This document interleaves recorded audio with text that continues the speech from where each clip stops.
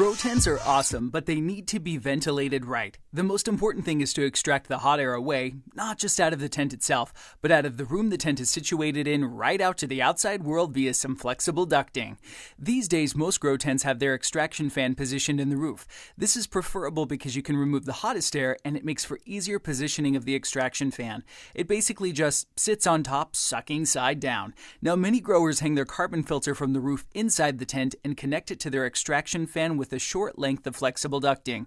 Always secure your carbon filter before hanging your grow lights. It's so much easier that way. Trust me. So, now that you've got hot air being filtered and extracted out of your grow tent, what's next? Well, smaller grow tents can replace that extracted air with fresh, cool air via passive air intakes with defensive bug meshes. Just leave the flaps open and the good old atmospheric pressure will do the rest. Now be sure to close any spare duct ports by pulling the strings taut for maximum bug protection. Larger grow tents require active air intakes. Now simply use a slightly smaller inline fan than your extraction fan and rig it up so that it pushes fresh air through one of the lower position duct ports. Now, if at all possible, I highly recommend connecting it to pull air through an intake filter like this so that bugs, pollens, mold, and mildew spores are captured before they enter your garden. Of course, you need to buy the correct size fans and filters for your particular grow tent. Now, this is easy to do. You measure the length, width, and height of your tent in feet. This gives you the total air volume of your grow tent in cubic feet. For example, a 6-foot wide by 8-foot long by 6-foot high grow tent is 6 times 8 times 6, or 288 cubic feet. You need an extraction fan capable of removing at least that amount of air every minute. In fact, you should add at least 25% to this number to factor in any resistance from your carbon filter and ducting.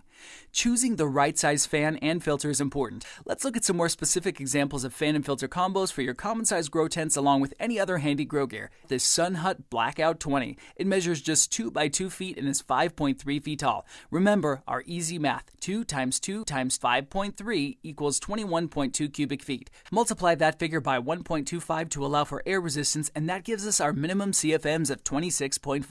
CFM stands for cubic feet per minute. So for the Hut Blackout 20, you just need a small extraction fan. The Hurricane 4-inch inline fan is more than sufficient as it offers 171 CFMs. You definitely want to connect it to a fan speed controller such as the Mercury 2 or Spartan by Titan Controls. As for the carbon filter, in such a tight space you need something super compact like this Fresh Filter 4-inch by 20-inch Low Pro, as it can handle and filter odors and particulates out of your extraction air up to 125 CFMs. So a fan speed controller really is a must.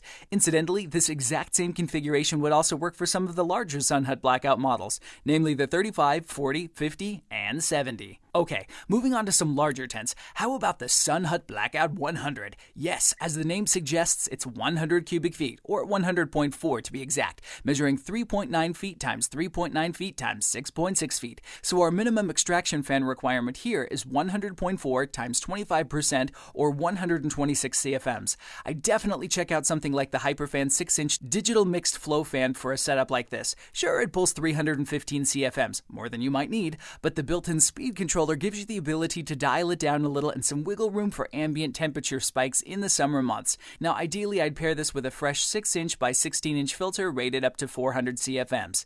Note that this configuration would also work for Hut Blackout models 160 and 200, but I would recommend adding a 4-inch air input fan connected to a 4-inch fresh intake filter rather than relying on passive air input.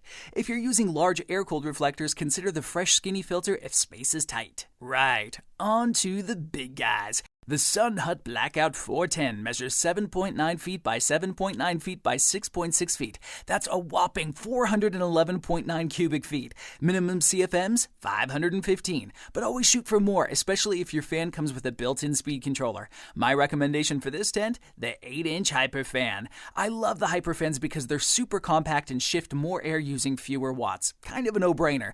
The 8-inch Hyperfan can extract up to 710 CFMs. As far as carbon filters go, the natural choice is something like the 8-inch Fresh Filter. It measures 8 inches by 24 inches, rated for 750 CFMs. I'd partner it with a 6-inch Hyperfan connected to a 6-inch Fresh Intake Filter to blow fresh air into this tent. If that's still not big enough for you, then consider the Hut Blackout 630, 9.8 feet by 9.8 feet by 6.6 feet. That's 633.9 cubic feet and a minimum of 792 CFMs. Now this beast could take 4 1,000-watt grow lights, but you'll definitely need some serious extraction power. Personally, I wouldn't risk anything less than a 10-inch hyper fan at 1,065 CFMs connected to the 10-inch fresh filter, rated for up to 1,400 CFMs.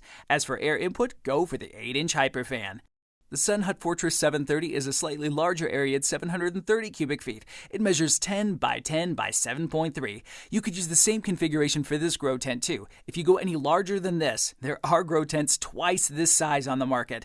Then I recommend multiple extraction fans and multiple inputs. Remember to move the air inside your grow tent with oscillating fans. Position them optimally so that they blow air in between your plant canopy and the grow lights, rather than blowing directly on your plants themselves. Finally, a thermostatically controlled fan speed controller like the Mercury 2 or Spartan really is a must, you guys, especially when using generously spec'd fans. Ask your local grow store for advice or post a question in the comments if you want help on your setup. Okay, I think that's quite enough CFMs for one day. Do me a favor and hit that subscribe button, will you please? It makes my cell phone go ping, and those pings are part of the joy in my otherwise pingless life. Look at it another way. Clicking on that big red button actually makes my pocket vibrate for just a fraction of a second, and I promise you it's brief enough not to arouse me in an improper way or make me feel overly self-important. So just do it. Use that ping power. Adios, amigos. See you soon.